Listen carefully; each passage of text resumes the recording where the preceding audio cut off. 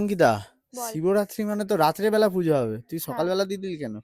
আরে সকালবেলা দিয়ে দিলাম কারণ এটা বাড়ির পুজো হচ্ছে তাই। আর ও আমরা যাব এখন পুজো করতে আচ্ছা, মহেশতলা নাকি নাম, সুমিত, পোড়ামহেশতলা। পোড়া মহেশতলা। তো হুম। আমি নামই জানি না, সৌরভ সব জানে কারণ ওই সৌরভ ঘুরেও চলে এসেছে, আমি এখনো অব্দি যাওয়ার সুযোগ পাইনি। ওখানে ঠাকুরটা খুবই জাগ্রত, আর ওখানে গিয়েই এখন মানে 4 প্রহরে আমি পুজো দেবো ভেবেছি। প্রত্যেক বছর 1 প্রহরে জল ঢেলে ঘুমিয়ে পড়ি, ঠিক আছে। আর আর করি না, এই বছর 4 প্রহরে পুজো দেবো ভেবেছি। বাই দ্য ওয়ে আজকের আমার এই ড্রেসটা কিরকম লাগছে জানিও, এটা আমি এক্ষুনি খুলে ফেলবো কারণ আমি এখন পরতে চলেছি শাড়ি।